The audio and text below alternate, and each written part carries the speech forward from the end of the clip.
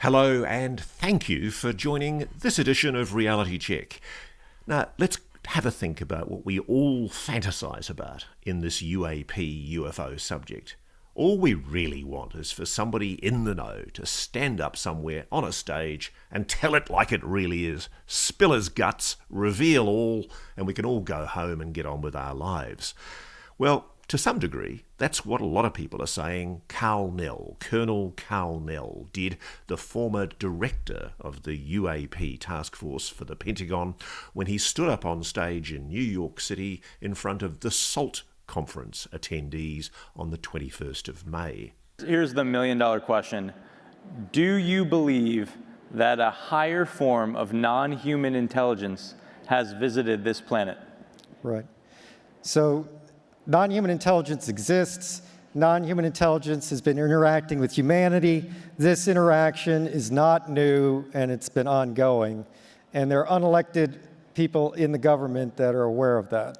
It was an extraordinary admission that made everybody sit up and take notice. Under questioning from Alex Clokus, when Karl was asked about his views on non-human intelligence, he said, quote, "Non-human intelligence exists. Non-human intelligence has been interacting with humanity. This interaction is not new, and it's been ongoing. There are unelected people in the government that are aware of this."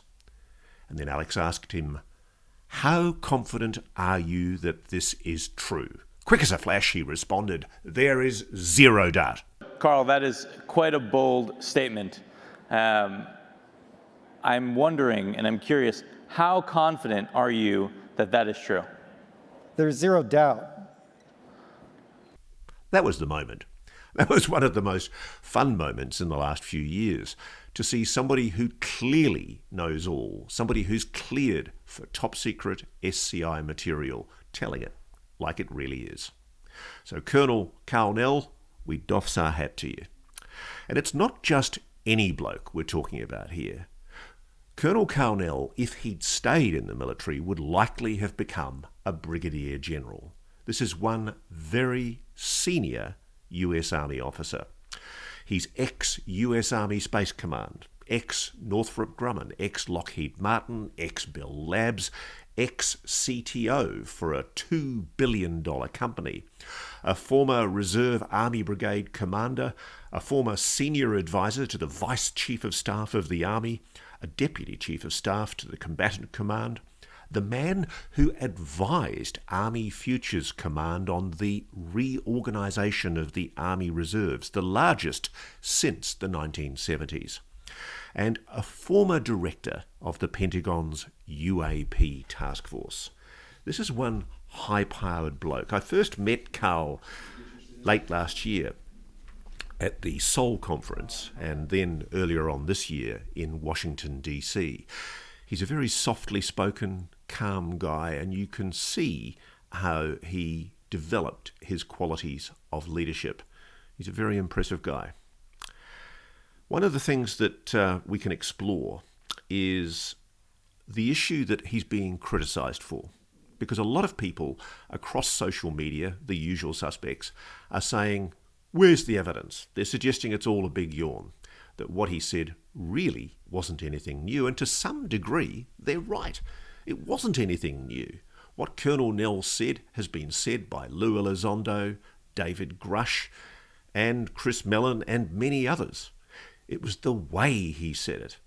It was the clear resolve and the fact that he obviously had a prepared statement that made it very, very clear he was ready for the question and he wanted to make a point.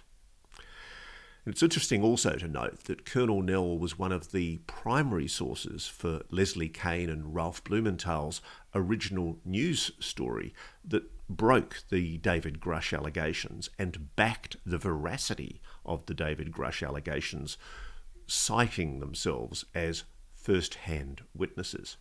It's very, very clear that Colonel Nell knows a lot that he can't talk about publicly. And this is why this whole debate about, where's the evidence, where's the data, is very, very stupid, because the people asking those questions know full well that Colonel Nell is a patriot. just like all of these insiders. They don't want to recklessly breach their national security oaths. They're bound by the constraints of their top-secret SCI clearances.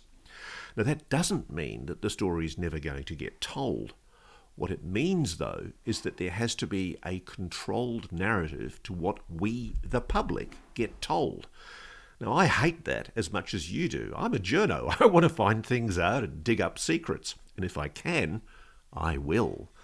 But people like Colonel Nell are not in a position to be able to say publicly why they know what they know. So Colonel Nell was copping a lot of stick for citing the former Canadian Defence Minister, Paul Hellyer, and the former Israeli space agency boss, Haim Eshed, for saying that this is why there is data, this is why he believes what he says. And I don't believe for a moment that that's the basis for his belief.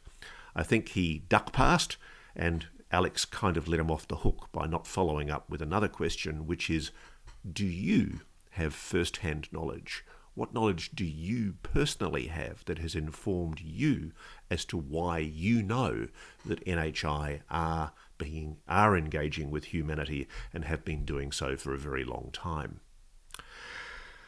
There are hints.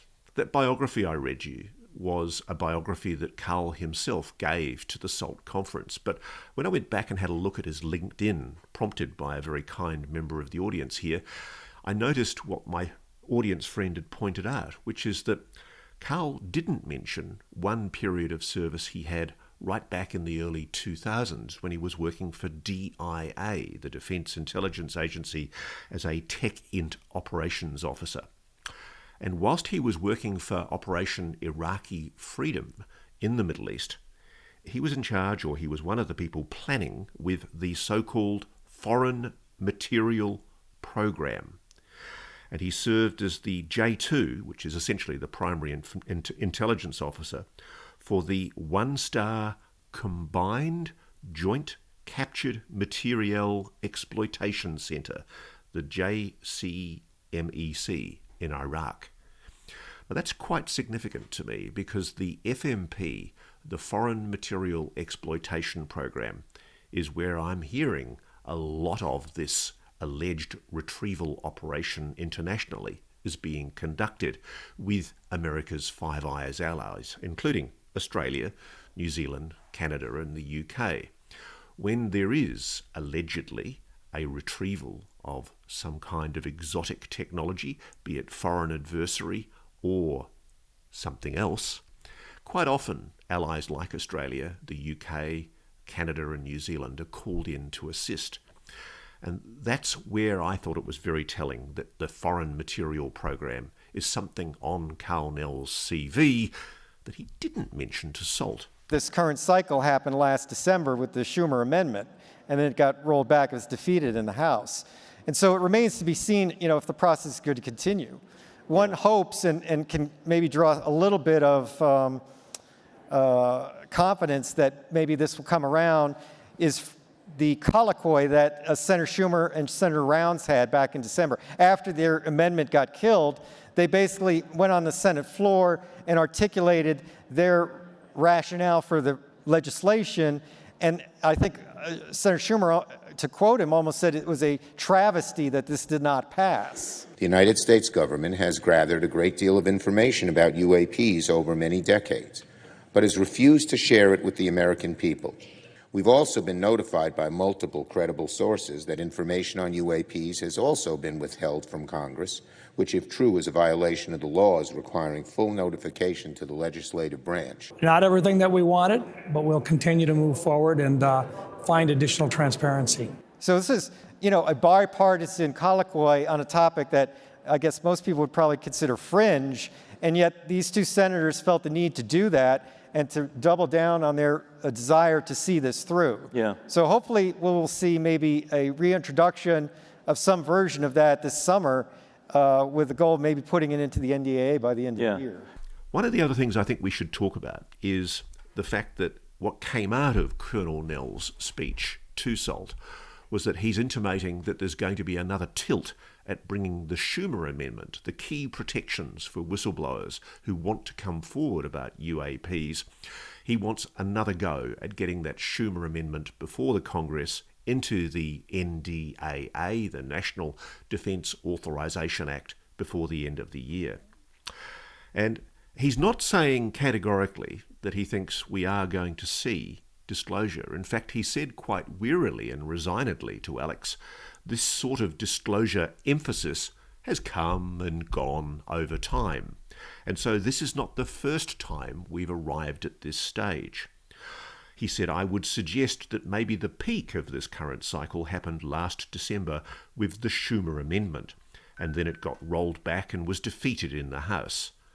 And so it remains, he said, to be seen if the process is good to continue. I think that's an admission that we really are at a crunch point here. Mike Turner, the congressman from Ohio, very successfully nobbled with a group of House representatives attempts to bring the Schumer Amendment through the House late last year. And this, I think, stalled attempts to get UAP disclosure before the key oversight committees such as the Senate Select Committee for Intelligence and the Senate Armed Services Committee and the HASC, the House Armed Services Committee. There is a very determined cadre of politicians in those committees who I do think, if they know that they've got witnesses coming forward who feel safe about speaking out as whistleblowers, they will do so. And this is why the Schumer Amendment matters. And frankly, it's why the squawking and ranting from the critics out there who say, where's the evidence? Bring us the data. Colonel Nell's evidence wasn't anything new. They don't matter a jot. They're irrelevant to the debate because it's not us, the public, out here that have to be convinced. It's Congress. It's Congress that has to be swayed. What needs to happen right now is key opinion leaders in the Congress need to be convinced that there is sufficient evidence to justify what we hope might be a kind of church committee style public inquiry where the people responsible for this program, the gatekeepers of the legacy retrieval and reverse engineering program, can be summoned under oath and compelled to give evidence before the Congress in a public hearing. Just like the CIA was held to account right back in the 1970s, 50 years ago. This is really important stuff, and I think the arguments we're seeing about whether or not Karl Nell said much at all, whether or not he provided any data, are really ridiculous and absurd, because the people making those criticisms know full well Nell's a patriot, as are Mellon, Elizondo, Grush and everybody else who's intimating that they are aware of first-hand knowledge about this program. They can't speak about it publicly because they know it's tied up in a litany of orchestrated lies, secrets tied up with a bow and NDAs inside the Pentagon and the intelligence community and also out in private aerospace. This is a secret that wants to be kept. And the only way that it can be revealed is if Congress is compelled to do its job. And that's why you out there matter, your voters. For God's sake, just get out there and tell your congressman and senator that this matters. Karl, I mean, what you're saying is extremely consequential, and you've referenced other people that have said the same thing that also have similar credibility. There's similar reasons for why we should believe many of these folks, yet the government itself has not formally disclosed. They've been very reluctant to do that. Why? Why do you think that is? So there's 6 basic reasons, and this, again, you could draw this out from first principles. There's a national security reason. There's the lack of a plan. There's the potential for societal disruption. There's the possibility that there's some non-public agreement. There's the potential for misdeeds and the desire to cover up misdeeds. And there's just the basic organizational intransigence and lack of priority that might be associated with the topic. So all these things are factors. Before we go, the other thing I thought was really pertinent from what Colonel Nell talked about were what he cited as the reasons for non-disclosure versus the reasons for disclosure. And the reasons for non-disclosure included national security, keeping the knowledge from adversaries, protecting people from themselves. What a patronizing label that would be. Lack of a credible plan, the idea that NHI intentions remain unknown, and the idea also that new physics and technologies have unpredictable ramifications. I actually think the pro-disclosure argument is a slightly warped version of that, which is my increasing suspicion is that the United States has developed these technologies to such a point that they feel they have a technological advantage, and that by revealing even the existence of NHI, it's a slippery slope, and that what we'll see eventually is a forced disclosure, a catastrophic disclosure of the fact that the US is in possession of technology that it thinks might give it an advantage in any future conflict with a foreign adversary. The other arguments pro non-disclosure were societal disruption, which again I think is patronising. I think we're well over that. My daughter's generation is well aware and very interested and engaged in the UAP subject. They're not frightened at all by the possibility of a non-human intelligence. So I think that creepy idea that we're also religious or we're also conservative and we can't bear the idea of actually having to deal with the concept of NHI is patronising, irrelevant and old-fashioned. The other one that I thought was very interesting was when Karl Nell talked about the possibility that there might be covert agreements with NHI, unaccountable parties advancing unknown agendas, the idea that disclosure will precipitate or accelerate negative repercussions, and that there might be a quid pro quo from the NHI itself. It's not the first time people have talked from the inside about agreements, covert agreements. You might remember in my interview with David Grush a year ago, he acknowledged that there was, in his DOPSA, talk of agreements, but he was very, very vague. He didn't want to talk much at all on camera about what that all meant. Interesting. Put that one in your top pocket. And the final two that I think are also very significant against disclosure are cover for misdeeds. The idea that there would be significant criminal misconduct or violation of civil liberties revealed, or the idea that there would be revelations of an unequitable accrual of power, privilege, or monetary gain. I think there's a lot to that. I think, frankly, it combines with the final point that Karl made, which is organisational intransigence. The Pentagon, the intelligence community, are obdurate bureaucracies. They're not moved easily. It's much, much easier to bury a secret than to admit one, especially when it's stinky. Now, the pros for disclosure gave me a smile on my face. Ultimately, it's quite clear where Colonel Nell lies. He talked about the moral right and ultimately how NHI existence is ultimately not government information, that the pursuit of happiness requires knowledge of the world as it is, and that government is for the people, not the reverse, and that it's time to restore proper oversight and accountability and redress misdeeds. He also warned about the importance of avoiding catastrophic disclosure, that essentially all the reasons that have been cited in the anti-disclosure will fall in a heap if, as appears increasingly likely, this whole story is going to spill out into the open anyway, and these people will be dragged in chains out onto the forecourt of the Congress and held to account for their crimes and misdeeds. And then there's also the point that Karl made, which is the prevention of a loss of technological dominance.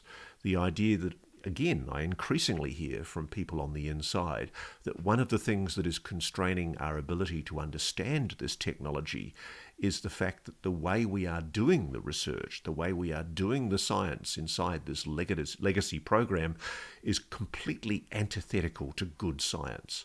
Scientists love to be able to share ideas, to swap ideas, to have their papers peer-reviewed and criticised. That's how humanity will make advances. Imagine if a government came out with a controlled disclosure, a measured disclosure, and said, yes, there is NHI. It's real. It has shared technology with us.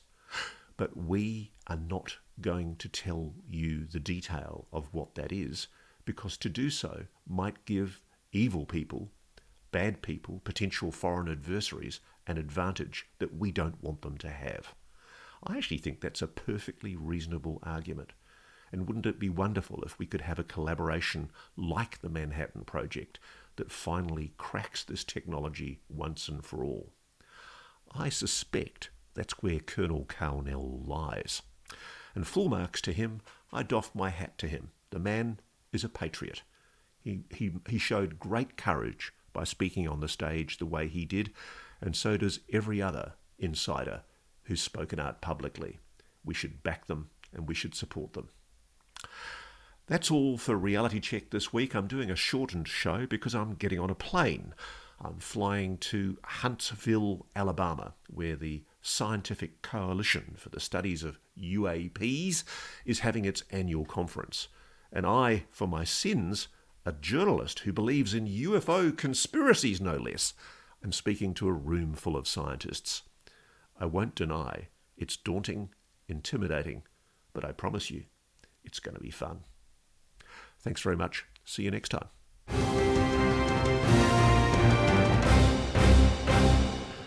Thanks for watching. Go to joinnn.com to find NewsNation on your television provider.